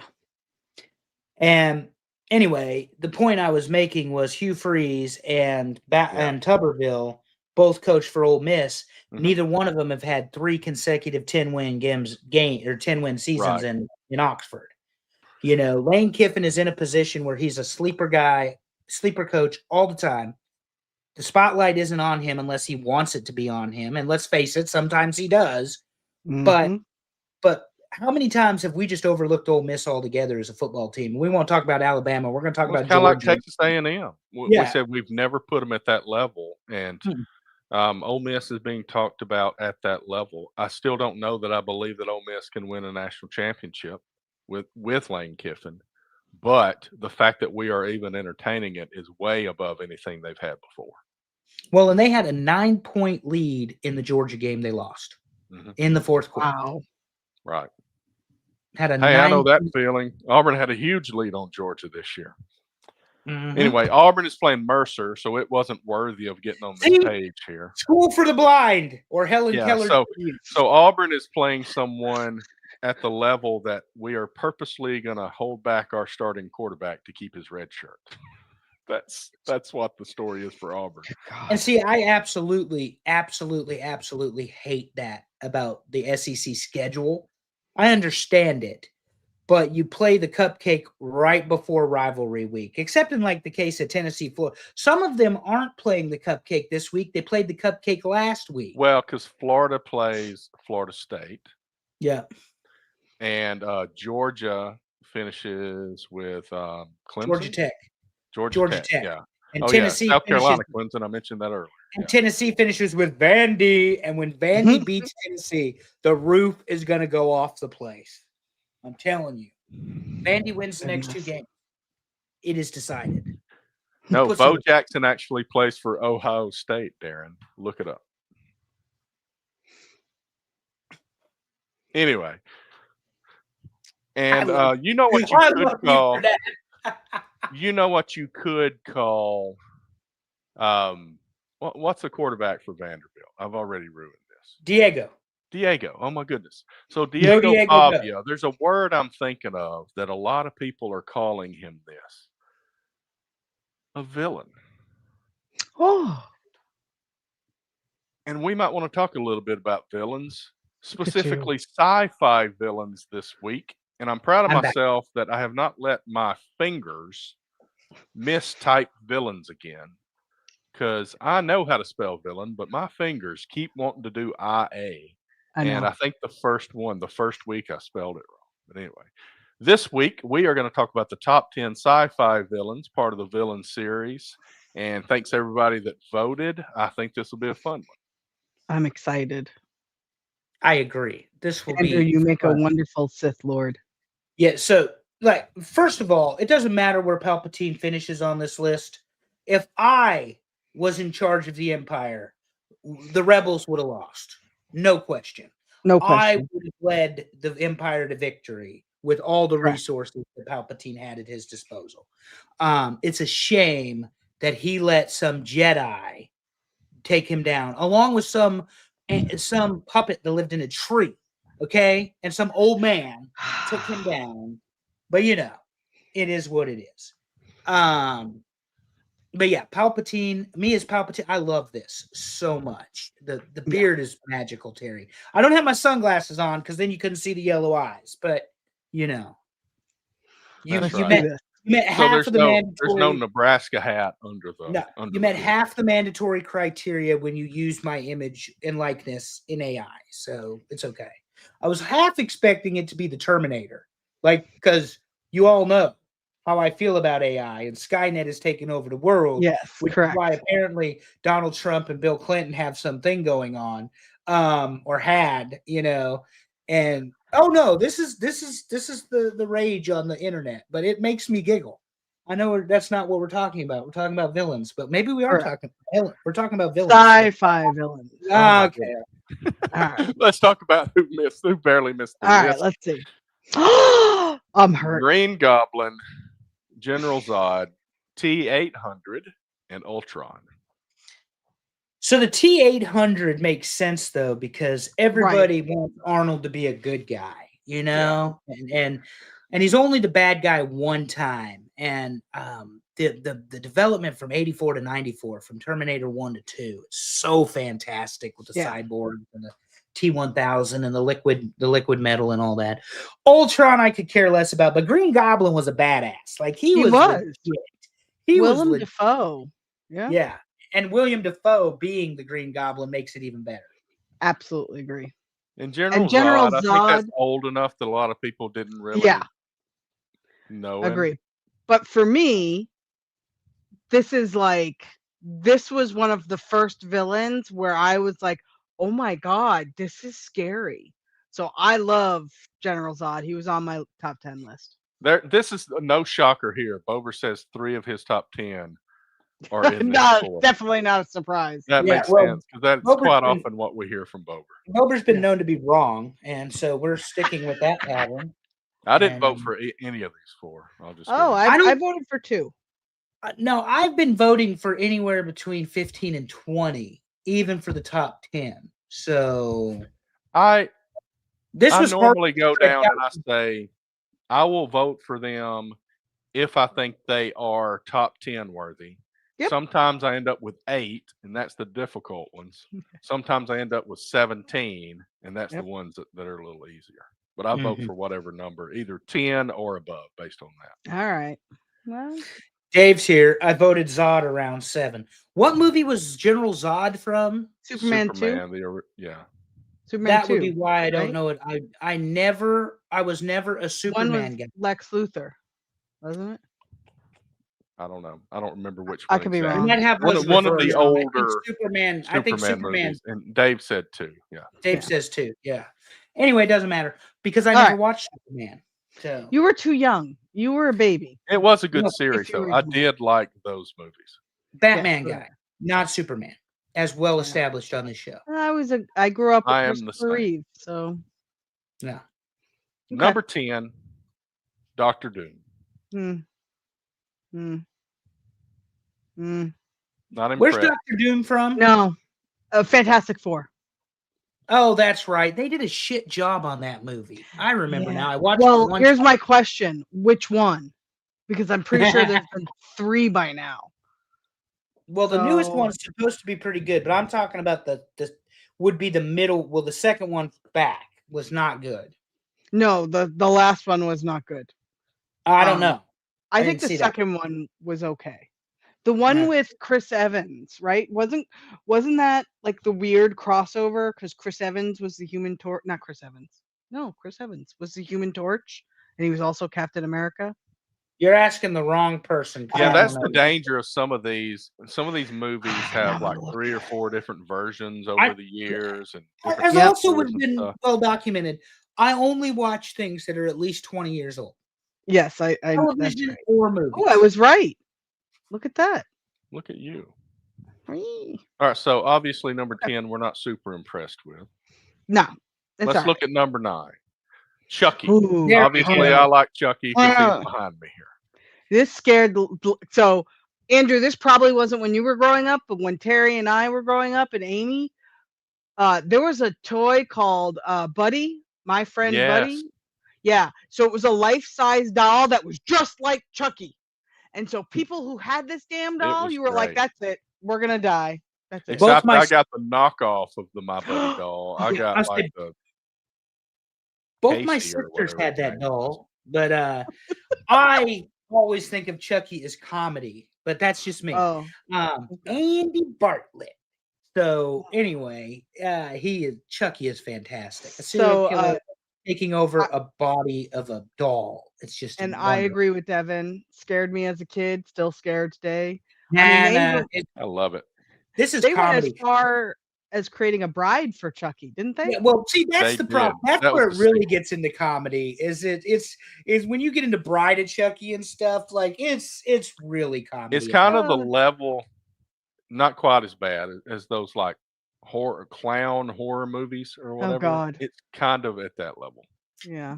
Well, All right. it apparently, and Welcome to Derry. I always want to say Dreary because that makes more sense in Derry. my head. But Welcome to Derry is apparently very good. Yeah, I haven't. I wait till it's done and then I'll binge watch it. But I heard the same thing. I'm excited. Okay, so And for the a people in the doll chat, that Oh, a sorry. doll that comes to life yes, is science fiction. correct. It's not some guy in a hockey mask going around murdering people. Yes. Hey, look, I thought that was comedy too because those assholes always run up the stairs instead of out the front door. What is wrong with you people? Also, it's our show, so if we put it on the we list, make the We rules. say so. Sometimes we over trust ChatGPT. Also, I'm just going to be quite honest, because making these lists isn't always the most straightforward. I we don't we care ma- enough. we make the rules and we don't care. So Yeah. thank you for your participation in voting. Feel What's free to number not 2? vote for those that you don't think belong. We love you, listeners. Thank you. At least it only made it up to 9, I guess. All Number right, let's 8, go. Lex Luthor. And Okay. it was very difficult to find a picture for this This is perfect. because it was such an old movie. And yeah, Lex Luthor. So, Gene, fact. which Gene is this? This is Gene. Wilder. Yeah. No, Hackman. No, this is Gene Hackman. That's why I said Shut up, I Wilder hate you because So, fun fact, my son is named Alexander, but when we were kind of like picking a nickname, I said, and I quote, "He will grow up to be my little evil genius, so we will call him Lex." This is where his name comes from. My son yeah, but he's is my not little even evil close to being evil. Not even close. He is the most straight-laced, polite, rule-following child ever. So I kind of got, yeah, And no foul Rule language. following. no foul foul language. language. That is correct. Yeah, Darren is new to our show. He doesn't understand the rib between Hackman and, No. and Wilder. But we'll Yeah. explain it someday, Darren, when we're talking about Willy Wonka and the Chocolate Factory, as led to you by Gene Hackman. Oh, Thank we were really talking it up about. We were saying Gene Hackman. It was really Gene Wilder, because Wilder. we were even mentioning like Blazing Saddles and stuff. Yep. I mean, All right. and then All right. it dawned on What us, about and The then I think Unforgiven George told us, or "You The guys Quick are and the saying Dead? the wrong name." Wasn't that Gene Hackman? No, he was in Blazing Saddles. No, that was Gene Wilder. What? Oh my God, we're the worst. I love Number it. 7, T1000. Yes. This is low. Ah. Wow. I'm surprised this is so low. This was an excellent. Well, you'll see a movie. pattern as we start going. Okay. So this was like, you talk about 7 degrees of separation. This guy's Yeah. been in everything, and he's always a villain or a bad guy. Like Yeah. always. He was in Sons of Anarchy. What the hell else was he in that I just saw recently? Now I can't remember. What was I watching?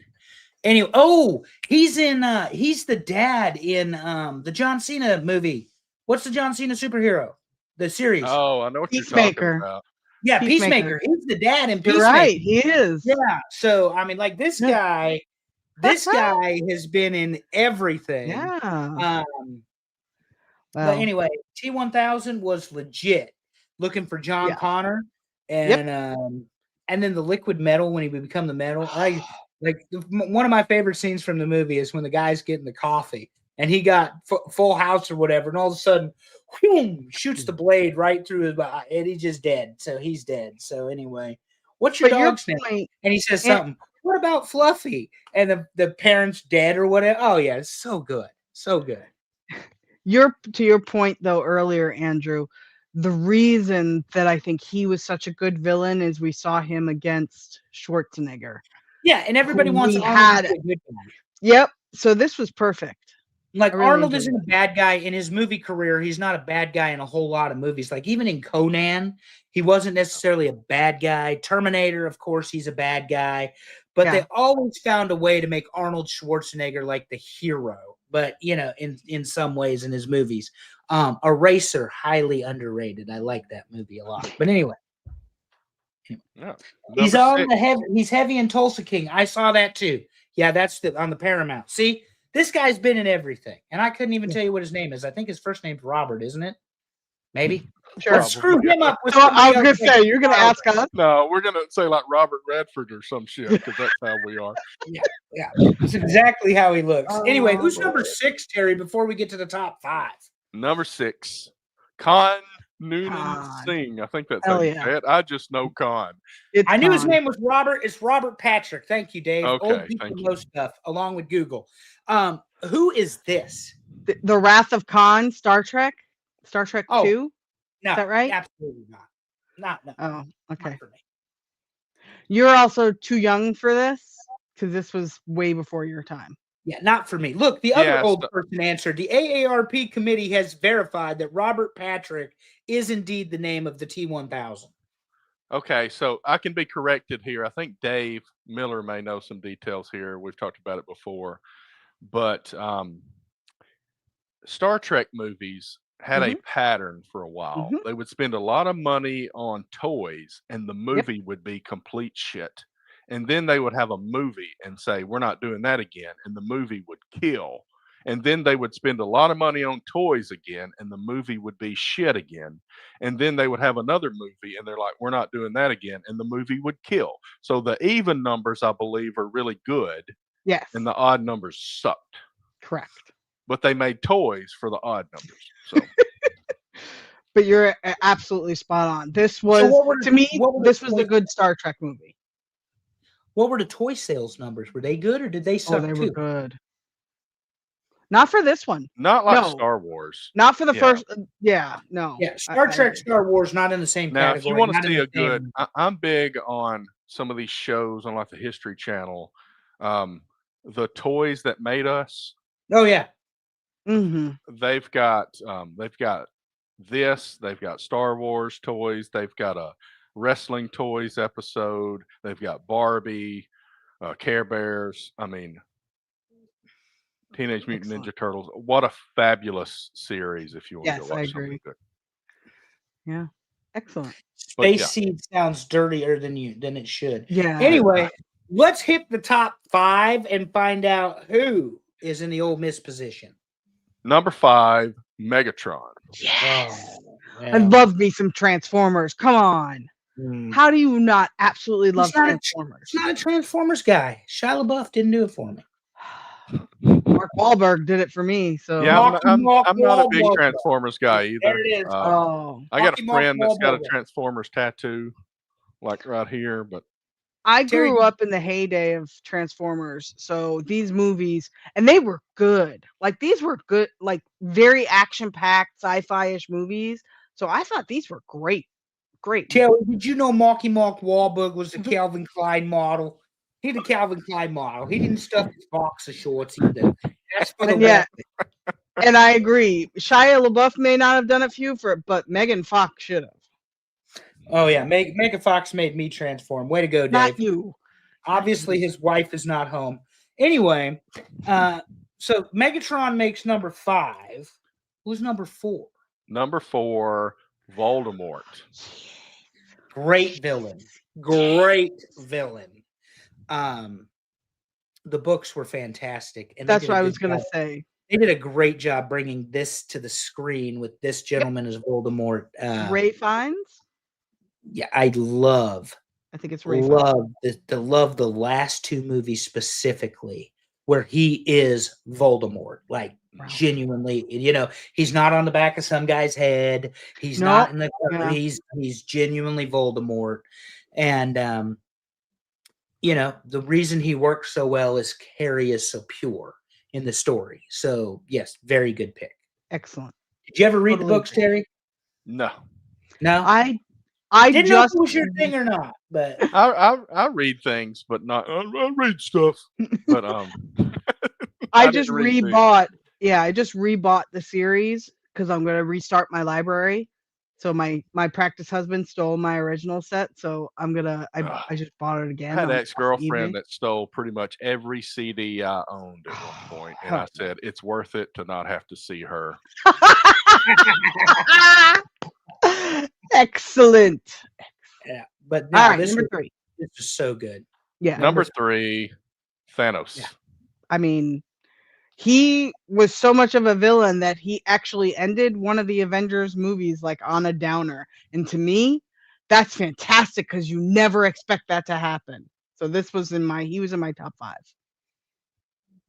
Excellent. Josh Brolin? Yes, Josh Yep. Brolin. That one I know. Because he's at the end of Ragnarok, you see him fighting Loki and Thor. Correct. And then he starts off the Infinity Wars with that similar scene. Dave is of the opinion that he's not a villain.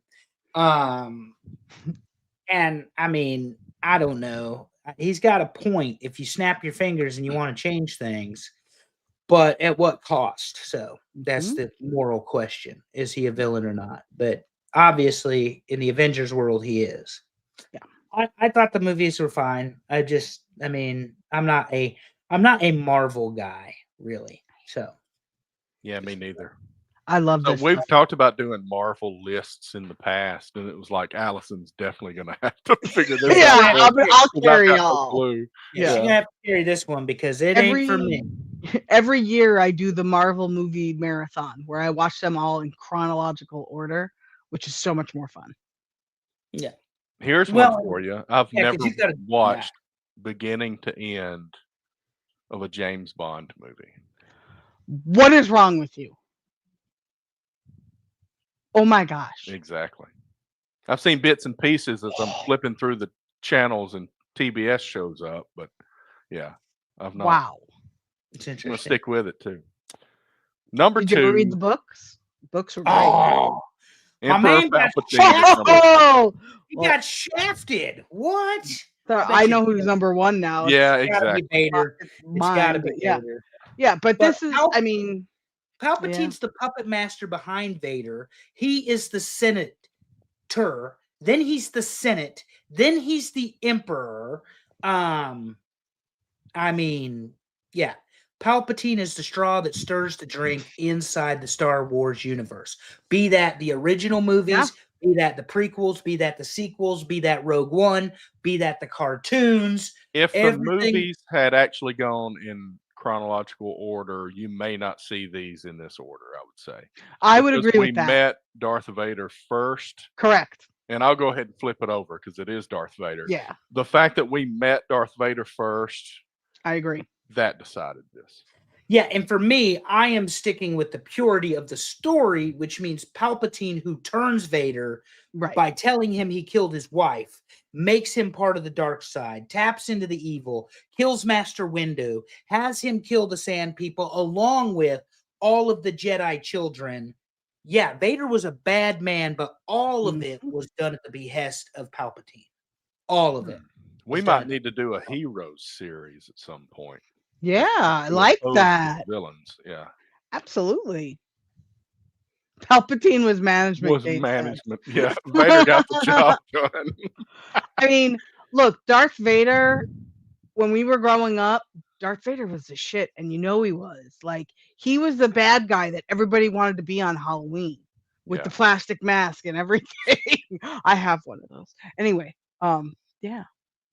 I will say this, Darth Vader, because, you know, obviously Michael Myers has one, but Darth Vader probably has the most memorable music of any villain we've discussed in this Oh. series.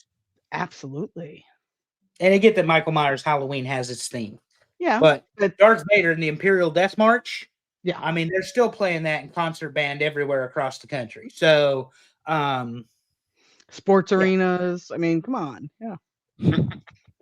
Yeah, and I get what Dave and Darren are talking about, but for me, it's Palpatine, particularly if you follow the story. Right. Y'all want to talk about being Trekkie nerds and Star Wars or Star Trek and Marvel. If you follow the Star Wars story from beginning to end, the Clone Wars through the end of it all, it's Palpatine. It's not Darth. Because Darth is dead, but Palpatine lived forever. So there's that too. Well, until Kylo Cool. and Yeah. what's her name? Yeah. The end of the era was not Darth Vader. Let me run through it. Number 10, Dr. Doom. Number 9, Chucky. Number 8, Lex Luthor. Number 7, T-1000. Number 6, Khan. Number 5, Megatron. Number 4, Voldemort. Couldn't do it too loud. Number 3, Thanos. Number 2, Emperor Palpatine. And number 1, Darth Vader. This was an excellent list again. I love it. Very good. Willie Thornbrew. I definitely did not say Darth Vader as an entrance. Now, they got one thing right with the Rogue One prequel to get you right before Return of the Jedi, and that was showing what a badass Darth Vader was. You didn't really see what a badass he was up until that point, because even when he fights Obi-Wan Kenobi in Return of the Jedi, remember, he's old. Right. Even when they freeze Han Solo, he uses an assassin to do so. So Vader isn't showing what a badass he is, but only in Rogue One in the last 10 minutes of that movie. Because up until then, remember, he's Anakin Skywalker all the way to the end of the third movie. Yep. So did we do, because, this is show 125. We've done a lot of lists. The first section of those were just football, but we've done a whole bunch, probably 100, maybe not quite, because we did 2 shows for a while. Yeah. I would say we've done more than 50, probably 60 or 70 lists at this point. Have we done any, I wouldn't say villains, because I don't know we called it that. I know we've done horror films. Did we do rankings of horror villains or Jason, Freddy? I think we did the films themselves. I think we did the films for Halloween. The characters, I'm pretty sure. Right. Because it's it and then everybody else. Come on. Pennywise. Right. So good list. So we'll discuss it in a minute, but thanks everybody that voted. We are on Wednesday this week, so we're not looking forward to talking wrestling. That happened last night, so it's going to be next week until you get that again. They're running into a little bit of the same stuff we run into from time to time, where scheduling tends to be something they need to figure out. So they haven't had as many guests lately, but it's still a great show to tune into. Dave and Amy, we love both of those guys. See, I call you fellas. I'll say they're guys. Yeah. It works. But those that don't tune into them, you should. So I guess that's the pitch this week, because it's going to be another week before they come on. I imagine they'll be on Tuesday or Wednesday next week. So tune in to Talking Wrestling. Yes, always good. Please do. And for us, it will be 11 days from now, I believe, if I have the right number of fingers. I don't have 11 fingers, so I'm not really sure. But it will be the Sunday after Thanksgiving. We'll be back on Sunday night as usual. We will not do one this weekend. We will not do one next Wednesday as we are now. We are going to wait 11 days and do one the Sunday after, which is like the 30th or something. Yeah, but what that does for us is we get through Full Gear, we get through Survivor Series, and we get through Rivalry Week in football. So there will be a lot of fun. It'll be a big show, yeah. And then we'll have Championship Saturday to preview the 5 or 6 championship games we always talk about. Terry, the playoffs will pretty much be set, I would think, for the most part. And, of course, whatever list that we decide to rank. Ham greater than turkey on Thanksgiving, by the way. Oh, my God. and soccer season will be over at that point, so that'll be one less thing for me to do. Let's fall soccer will be over at that Well, the point. first half of the season will be over. Yeah. We'll start back in February, but it never ends. It will never end. No, because he's gonna want Dad to take him to the park so he can kick balls. That's right. And Well, he doesn't have yeah. to do that. He kicks it around the house. He's doing it right now here in Minder.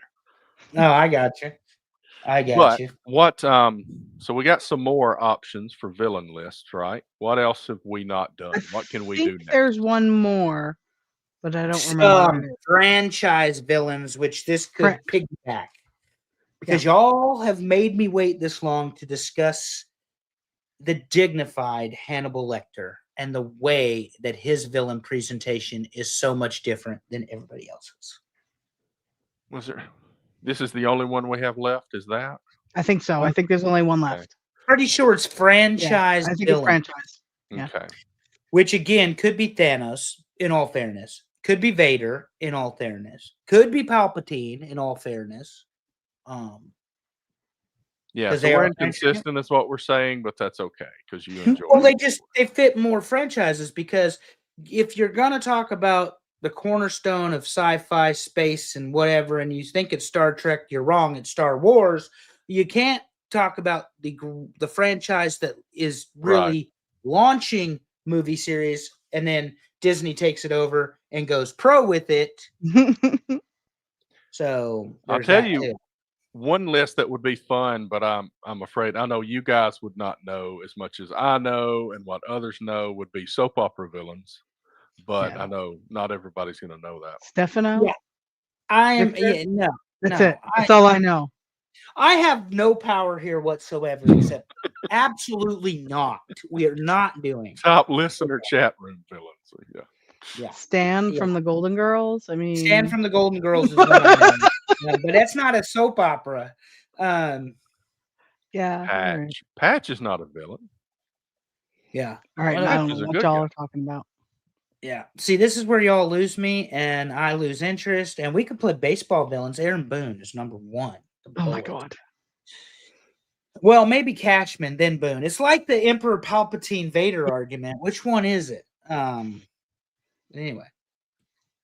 All right. Well, Alright. thanks. It sounds like we're doing franchise villains, and then again, we're going to have to come up with what to do next. Cell phone. Maybe we go into heat. Cell phone game. Cell phone apps, games. Maybe Yeah. games would Games. be better. We just gotta- say yeah. games. Yeah. Cell phone games. Yeah, let's go ahead and do that. That'll be a kind of a lighthearted one with. We'll learn something about how people spend their time. Excellent. Good. Well, thanks everybody for joining us. Those that are in the chat, a decent sized group tonight on a Wednesday. Thanks to our Thanks new for that. viewers. Thanks for our new viewers. We will be back to Sunday, as I said, next time. Any parting shots from you guys before I wrap it up? No.